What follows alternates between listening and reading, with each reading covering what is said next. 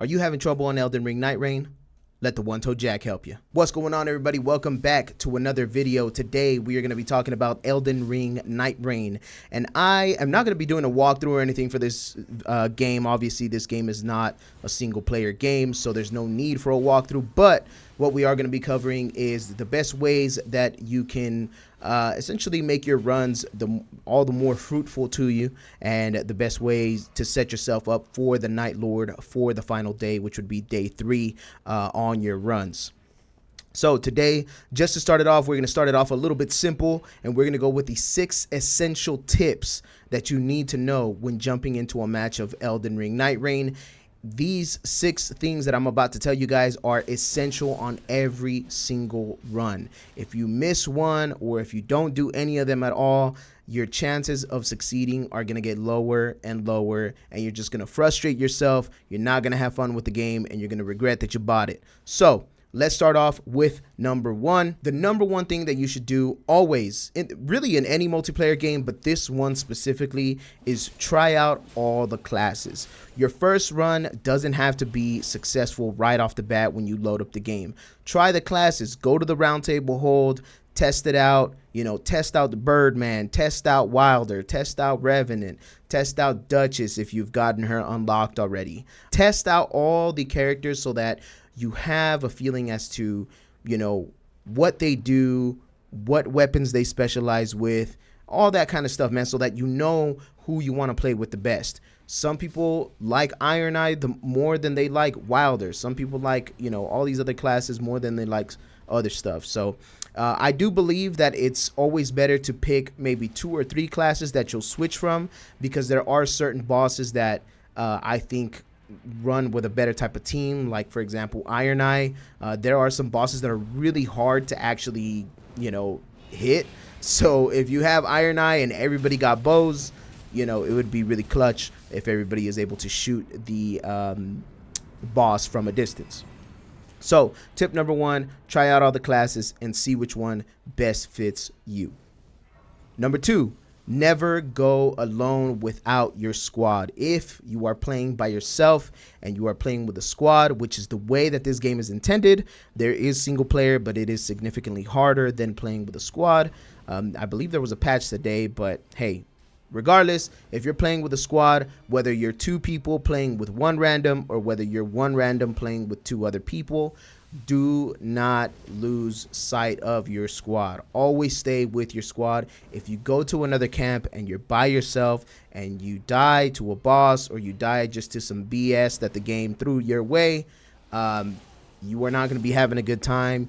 The timer to revive you is going to run out. You know, no one's going to be there to help you. It's just going to be a pain in the ass. Your teammates are going to get pissed off at you. So always try to stay with your teammates, man. I know some teammates don't really know what they're doing. If you feel like your teammates don't know what they're doing, then you take charge, man. Ping locations, you know, kind of assert dominance, bro, on your teammates. If you feel like they don't know what they're doing, you know, obviously, especially on the first expedition, since that's the first one everybody is going to be on.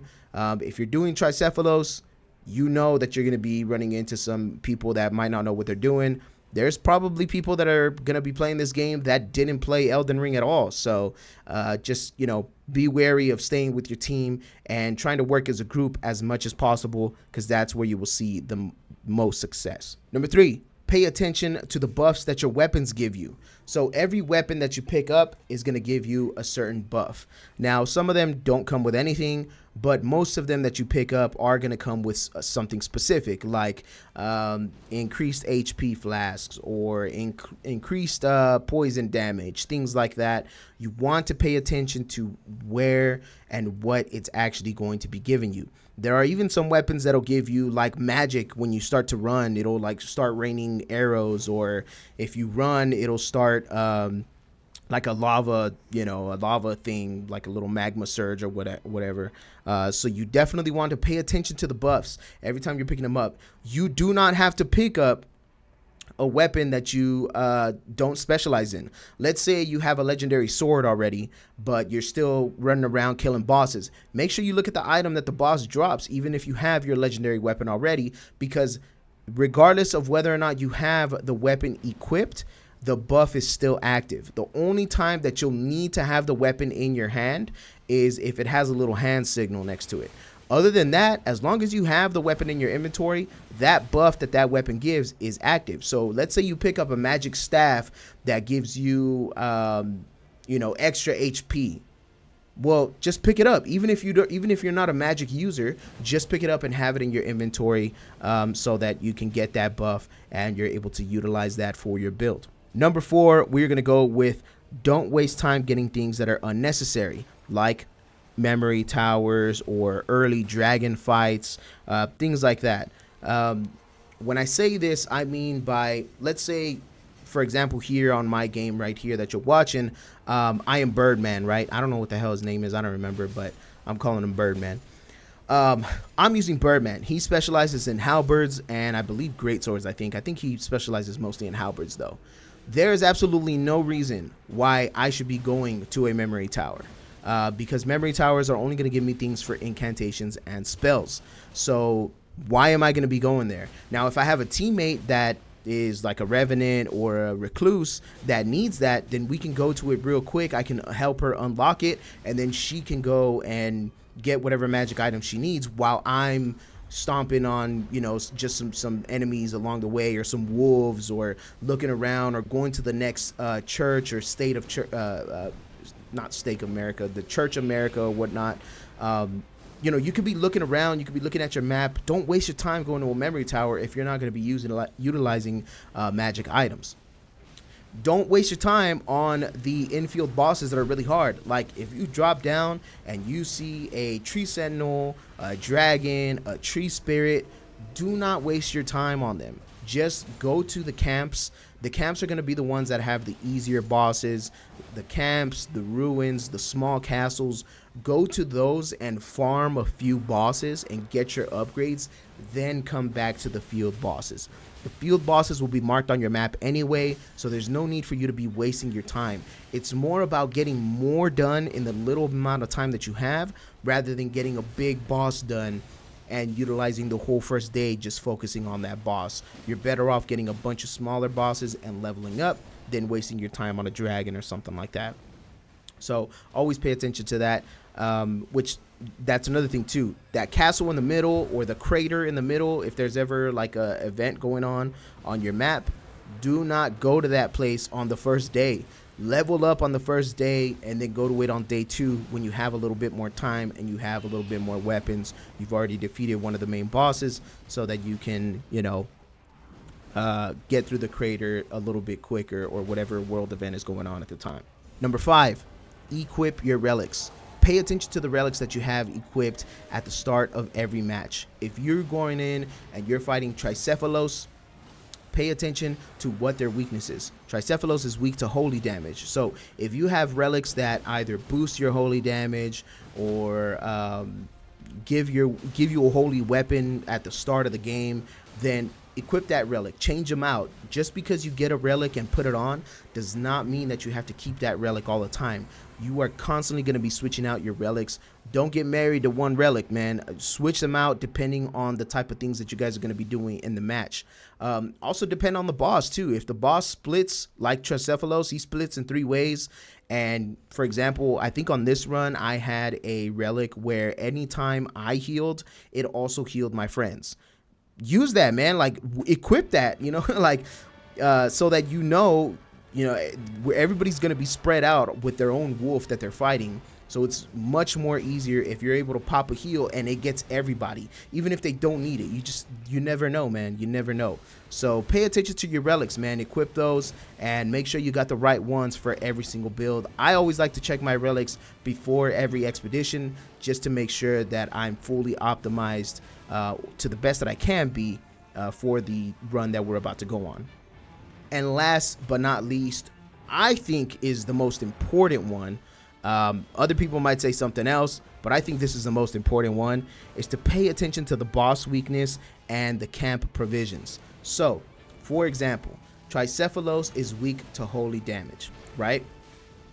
Let's go into the map. We load up into the map. We're hitting a couple of camps. We're getting a couple of bosses. We're farming up. We're hitting the churches. We're getting the flasks and all that. if you look at some of the camps, they're gonna have a tiny little square on it that is gonna tell you what type of weapon drops from that boss that's in that camp. So there's going to be some with a little bit of poison icon. There's going to be some with a little holy icon, a little bleed icon, and so on and so forth. Pay attention to that. If you guys are going around, make sure that you hit that camp for sure, so that you can actually get a weapon that is going to have a weakness for the actual boss. For example, here on this run, we were fighting Tricephalos, so I made sure to ping the camp that has the holy icon, the holy damage icon, so that I'm guaranteed to have a holy weapon when I go to the actual boss. It is going to be very, very crucial that you guys have a weapon that the boss is weak to. Reason being is because it makes the boss fight significantly easier. For example, again, with Tricephalos, when Tricephalos splits into 3, if you've done enough holy damage to Tricephalos, the other 2 dogs that split out, or the other 2 wolves that split out, essentially don't attack when they're under a holy damage or a holy spell. They basically lose their aggressiveness, which makes it so much easier when everybody is separated and has to focus on 3 separate dogs. So pay attention to that. I believe on the second boss, which is Gaping Jaw, he's weak to poison. So the way that me and my squad beat him is we made sure that we had poison weapons. By the time we got to Gaping Jaw, we all had poison. We were literally just inflicting him with poison, and we were able to beat him because every time he got inflicted with poison, he would essentially stop in his tracks and throw up all the poison that we inflicted on him, and that would leave us a big window of dealing some massive damage. And as a matter of fact, when I fought the Gaping Jaw, it was only me and one other person. Me and my nephew were playing because our third went down, got pissed off, and left our party. And it was me and my nephew by ourselves against the Gaping Jaw with nothing but poison weapons, and we were able to beat him because we had those poison weapons. So I promise you guys, pay attention to the boss weakness and pay attention to the enemy camps that drop that type of weapon. If you do get a drop and it's weak because it's the first camp you went to, keep that weapon, and now you can go into a smithing stone tunnel and get a smithing stone so that you can upgrade that, or go to the crater or whatever world event is happening and get the legendary armament at the end of that world event, so that you can upgrade your weapon that has the boss weakness. If you're lucky, I think maybe you might get a couple of camps that spawn with the type of weapon that you're looking for, but it might just be one per status ailment, you know, like 1 poison, 1 holy, 1 bleed. So look around for that to be 100% sure. But yeah, man, I cannot stress how important that is. I mean, ever since I didn't even know that on my first few runs, and ever since I've learned that, my runs have been smooth as butter, man, ever since. Like, as soon as I get a status ailment that the boss is weak to on my weapon, honestly, man, it's almost a guaranteed win, and or at least a guaranteed run to where we're making it to the last Night Lord, and he, you know, he's gonna be pretty easy until some bullshit happens, right? But again, I cannot stress enough how important that is. So keep an eye on that, guys. Those are my 6 essential tips that you're going to want to make sure to do when you're running Elden Ring Nightreign. Make sure that you follow these 6 essential tips, and I promise you it'll make your runs so much easier. You guys have a wonderful rest of your day. Peace out.